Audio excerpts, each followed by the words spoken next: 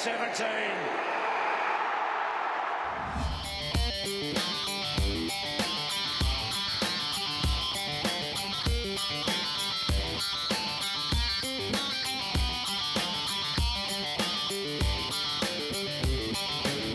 The Bombers had a great midfield in the late 90s and early 2000s. The man leading the way was certainly Jason Johnson. Jace, great to see you. Yeah, thanks guys. Thanks for having me on. Does it feel like a long time ago now, that 2000 premiership? It does. Yeah. Well, geez, 17 years ago now. So yeah, look at. It was. It certainly is a long time. I've been retired 8 years, so it goes pretty quick. But I think I miss the game probably more now than when I first finished. Yeah. So it's an interesting, I guess, way to think about it. How many years did you take off your life during the 2000 celebrations? Well, I know I didn't sleep for the first 3 days. I think I managed a bit of an afternoon kip at Barnsley's on the Sunday afternoon when we were all sitting at Barnsley's house watching it. So that was the first time I laid my head down, I think, but in good company. But yeah, look, it was one to remember for sure. A little birdie tells me we hear the word EJ and we think EJ Whitten, but for you that means something different. Oh, look, I think it's a bit of a myth, to be honest with you. Look, I think everyone's got an alter ego, Scotty. Now I know where we're going. We'll bring out some skeletons on this show by the sounds of it, but it generally happens, when you're at a couple of beers and off season. I get a bit mischievous. Evil Johnson, I guess they like to refer it to, but it's a fun guy, not a a guy that likes to get violent. And, no, he don't like to have fun. Yeah. Well, you can't have too many beers on the weekend now if you're sitting in doing the match review panel on a Monday. How are you finding that? There's plenty of scrutiny on that position. Yeah, well, this year there certainly has. It's certainly, last year when I got involved for obviously being the first year, it was, first time getting back into footy. I had obviously hadn't been involved in too much in any way, shape or form since finishing. So it was, getting to know the system and the way it operates. And then this year, we've had some tough decisions, I guess, to especially early on. And, all we're trying to do is trying to be consistent across the board. But, you get those ones. Every time you get a little bit of a funny one, you seem to, get a couple the following week that really throw a spanner in the works. And how much guidance do you get, Jono, from the AFL on it? Yeah, totally independent in a sense, or they obviously set the rules and the agenda on what we want as a competition. Yeah, I guess as a panel, past players, we're there to look at the incidents and then take into account from a player's perspective. So there's a couple of guys in at the AFL that sit on that. Obviously, the guidelines are there. We basically put it into a box and then the guidelines will spit out the sanctions. So, for us, it's about determining, what level the impact is, what part of the body it's been made and whether it was intentional or careless. And, I like to think we get it right most of the time. There's a couple that we've probably got wrong this year, but it's probably on the back of, I guess, what we set last year's. But going forward, I guess, especially after Simon come out last week, there's going to be, I guess, we're going to lower our low bar in terms of impact for non-football acts, if you know what I mean. So things that happen in a game of football that are football acts, some things are accidental and they happen with the speed of the game, but there's certainly things that happen in the game that are purely not football acts and the gut punching, jumping punching, and which we'll stamp down on. Now you're watching a lot of vision each week as a result.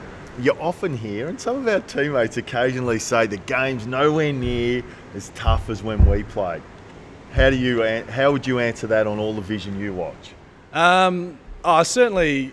Look, yeah, it's certainly a lot quicker than what we play. The guys run at, I think a faster rate. They still, probably don't see the big hits, but I think the game's changed with the rules. So you can still hip and shoulder. It's still within the rules, but if you get that wrong, there's big penalties that they go with that. So I think the guys are, and I think probably eight so years ago, the duty of care towards your opposition probably wasn't there as much as it is now. So I think the guys are a lot more respective of that, and think about it a bit more how they approach contests. And there's a lot more, I guess, research and all the money that gets, I suppose, when the guys get fined, it all goes back to the game and research around concussion and brain injury, and so we avoid any of those sort of things later on down the track with players. Going back to your footy career, I always find it interesting, Scotty, that when Sheeds talks about 99, he said it was a great effort to finish top and make a prelim without yourself, James Hird, and he mentions Jason Johnson all the time, and you only played 2 or 3 games before that. So obviously that year, Sheeds had big plans for you, and 99, and I guess in 2000 we saw why. Yeah, I probably didn't know it, but I often laugh when we're at hearing Sheeds talk. And he always talks about 99, where we didn't have, Scotty, Hurd, and myself, and I sit there and laugh because we're available, but he just didn't pick us. Yeah, I know, we were running around in the twos, having been injured. If I was honest with myself, I probably wasn't ready in 99. I had in the off season of 98, I had an injury, and I probably wasn't fit enough. Playing really good VFL footy, but to take the next step, I wasn't good enough, and I probably, I played 4 games, and those 4 games, I probably wasn't thereabouts with my fitness. It needed to really get better. But having that full year, and then taking that into the pre-season of 2000, it really set myself up to play every game in 2000. And no doubt Sheeds would have looked in high, or history would say, he looked at what a contribution Jono made in 2000 and goes, gee, if he was up and running, he would have been. So he almost looks in hindsight, because it was only 2 games later in that pre-season game against North Melbourne where he knocked the life out of Johnny Blakey. How many weeks would you, if you're on the MRP, what would that be? Yeah, that's more like a May incident, I think, of last year. So that straight to the tribunal, I think. Just wipe your hands clean of that one and let the tribunal deal with it. But look, it was just different back then. It was a different, great hit, wasn't it, at the time? You weren't reported for that at the time. No, I wasn't. And it's changed. But I had, I guess, no intentions for the footy. It was to hit him fair, but make some contact. I guess a big game for us to try and set the season up as well, and a final that we hadn't played in for obviously prelim the year before, but a grand final, a mini grand final, I guess. What are your favourite games? I would have thought for Essendon, that was the 69-point comeback game in 2001. You got 3 Brownlow votes that day. Footy kicked 9 that day, and he's knocked him off for 3 Brownlow votes, which is a good effort. But is that one of the games you really look back on fondly? It does. No question about it. Every now and then you might throw it into a comment with a group of mates. It was a good day, and it was just one of those days. I think everything clicked, and right from the start, we started slowly, obviously, but I guess I managed to play a full 4-quarter game. He won't tell the stories, but I am pretty confident after that game you were Brownlow favourite. And the Tour de France... Came 5th that year in the Brownlow. Yeah. Tour de France was on that week. Yes. And at training, we brought out the yellow jersey. He had to wear it all week.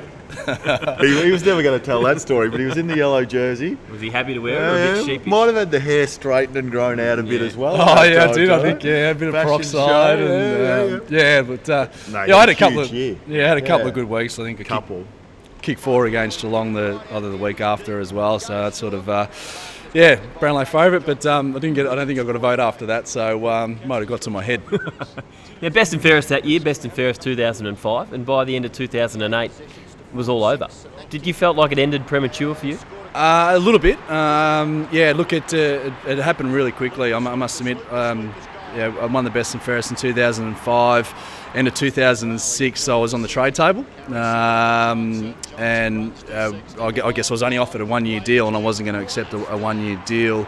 I felt like that I probably had 2 or 3 years left, and I wanted to see that out, and I felt like I deserved a 2-year deal. Yep. So I obviously held back on that 1-year deal offer, and I think during the trade period my name was put out there, but then Sheeds come back with a 2-year deal, and I signed that. So very thankful to be able to start at the club. But it was a funny time, because I had a couple of injury concerns early to 2006.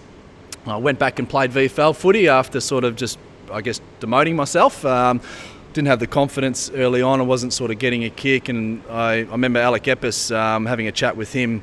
A lot of our guys in our era were really close with Alec, and he's just sort of talking about taking, I guess, control of your situation in your own hands. And I basically put my hand up around 8 or 9 to sort of play a couple of games in the VFL, and then I put a really, I guess, strong sort of second half of the season, end of 2006. And I guess got that extra year which I needed. Obviously, the 2008 season, new coach coming in, started the season in the seniors, but then pretty early on I found out that it was probably not going to be the way I was going to. The way I wanted it was going to, I suppose, wasn't going to play as much as I would liked.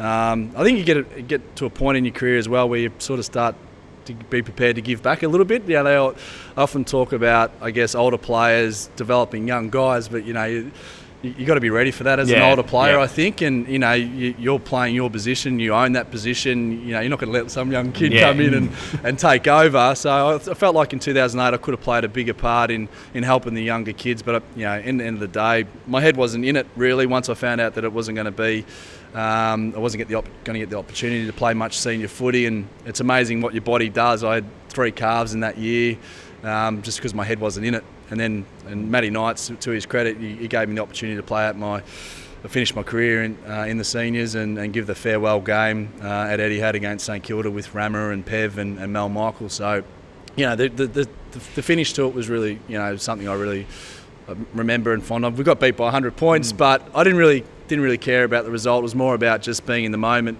that one last time and just remembering everything I did from pre-game, through to the warm-up and then, just every minute of the day I just sort of just reflected on it and wanted to make the most of it, And now? What are you up to now? I thought we might get a feed today, Scotty.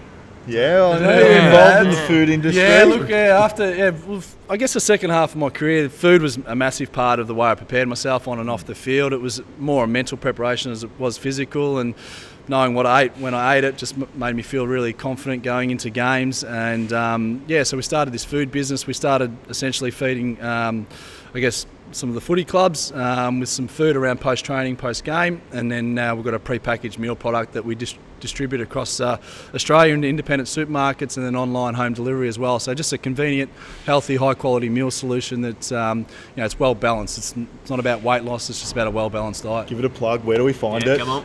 Dynamic.com.au, and the Dynamic spelled a bit of play on words, but D-I-N-E-A-M-I-C. So Dine. AMIC. So so it's been doing that for the last 8 years and really enjoying it. So I started cooking, chefing, and then now sort of more managerial sort of role within the business. Yeah. Oh, good. And the hardcore passion right at the minute, Jono. Tell us about that. Well, it's amazing. I love my golf. I'm just fully obsessed. So, my Friday mornings. We know. I like that. Unless you didn't mind the call up. There's a bit of a later start today to come here, but I get to watch the Colonial tournament. Watch each week. Yeah. So Friday mornings is generally sit there on Fox on the computer and just plug away at some emails and watch a bit of the golf. But I play my golf on the weekends now, so that's what I try and do as much as I can. Playing where and what are you playing off? I play down at the National, and I'm sort of hovering around that sort of scratch one. You got to now. Now you did get to +1 though, didn't you? Yeah, I did for one round though, Scotty. So it doesn't matter. I'll get back there, but just a lot of work. So look, I'm loving it. I must admit, if you got to do something, you try and do it really well. That's probably and I guess you, 100 miles an hour at something. So so that's sort of what I throw a lot of my energy into, as well as work and the wife. I know, got the order right. You keep a close eye on the Bombers now? Yeah, I do. Yeah, look, I do from afar, I must admit. I've been to 3 games this year with 3 wins, so that's been a good omen. So next one's next week, so hopefully we can beat Port next week. But I do now. Like, I must admit, it was hard to watch the last couple of years. But all you wanted to do to see the players get through that. But they're playing a really exciting brand of footy. You sort of don't know what you're going to quite get. The consistency. But I think momentum now is in. You can't believe the change in momentum in games of footy now. But I think they get a little bit brought undone when it just gets a little bit wet and slippery, the overuse of the footy. But the games that I've seen, their ball movement, it's very exciting, and they're hard to stop when they get it going. Well, Jace, thanks so much for joining us. Good luck with the golf, good luck with the MRP, good luck with the business. Thanks, boys. We hope to catch good you luck shortly. with the building company. He's a very busy man. Thanks, Mark. Cheers, boys. And remember, Bomb no worries, Lloyd. Remember, Bomb fans, if you're not making it up to Sydney, get here to the Colonial Brewing Company Saturday afternoon to watch the big game. Also, good luck to Brendan Goddard in Game 300. We'll see you next week on the Friday Footy Panel.